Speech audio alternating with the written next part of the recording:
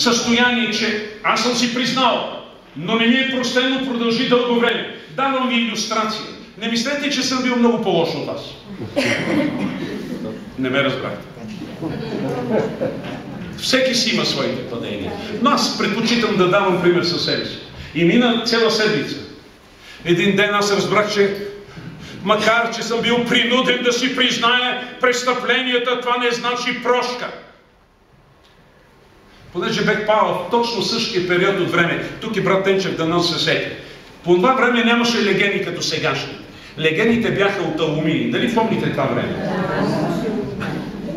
Ние живеехме на Кръстов Лозенец, един от представителните квартали, но все още не бяха устроени, имаше доста кал там. Моята задача беше да мия обувките и да ги подготвям за ходене. И аз, както е водата, съм нарисувал един пречупен кръст вътре. С нож на алуминиевия леген. Мама го отварям, а това е 60-те години, 50 и някоя година. Скоро след войната. Представяте си, сега си работа с война. Пречупени кръст. И като видят съседите, имаше съвет. Вижте какви съм ги вършил. И мисля, че брат Енчев тогава, умен и талантлив човек, май даде на баща ми да го превърне в прозорец. Та дълго време този леген с прозореца на дъното, но питайте ме, кой го направи? Не съм аз. Аз не съм. Кой? Кой може да е друг? Аз си признах, но не ми беше простено. Твърде вероятно ти да си в подобна ситуация. Да си се признал, че си сгрешил, но още да не ти е простено. Твърде вероятно ти да признаваш, че за дълго време си живял без Бога и заради това да се чувстваш грешен. Признаваш греха си, но още не ти е простено. Покаянието е, което води до прощение. Понякога признаването води до ожесточаване. Затова не бъдете груби към децата си. Не бъдете прекомерно строги към сгрешилите, към съпругите, към децата си или към близките си. Защото понякога има обратен ефект. Има ожесточаване и закоравяване на сърцето. В по-големия случай хората лъжат, защото ги е страх. Не бъдете прекомерно жестоки и твърди, защото ще накарате ответната страна да лъже. Намерете начин да го доведете до покаяние. Това иска Христос от нас. Ако Той използваше грубост и насилие, ние само щяхме да се ожесточим. Но Той ни показва безпределна любов. Независимо от престъпленията и греховете, които сме извършили. И тази Негова любов ни довежда до покаяние и до сълзи на покаяние и до осъзнаване дълбоко в сърцето на вината ни, че сме живяли за години без Бога. И когато осъзнаем това плачевно духовно състояние и се покаем, милостта на Бог се изявява в живота ни и следствието е снемане на тежестта и на товара от извършените престъпления и грехове. Покаянието води до там да усетиш снемане на товара от плещите ти. Много хора, които са преживели покаяние и опрощение, твърдят, че са се усетили леки, като дечица, с чиста съвест, макар че са извършили престъпление. Това е, което води като следствие на покаянието. Освобождаване от престъпление.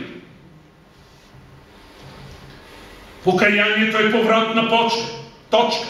Покаянието определя следствието.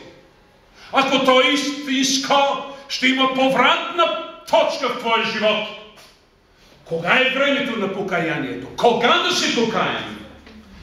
Разбираш ли важността на настоящия момент? Ако разбереш важността на настоящия момент, и още не си се покаял, ти непременно ще кажеш от сега нататък. От сега нататък ще съм друга. Ако не си покаян и разбираш смисъла на моята проповед, ще осъзнаеш какво значи това и непременно ще кажеш от сега нататък. От сега нататък няма да живее по този начин. От сега нататък няма да бъда като до сега. От сега нататък ще бъда не невярващ, а вярващ. Исус каза на Симон, Лука 5:10, не бой се. От сега нататък ще ловиш човеци. Ето го повратният момент. От сега нататък.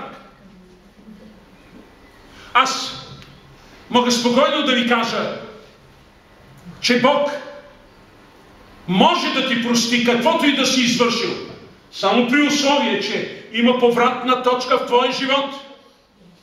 Един момент, един ден, една година, един ден, един час, една минута, една секунда, в която си казал от сега нататък.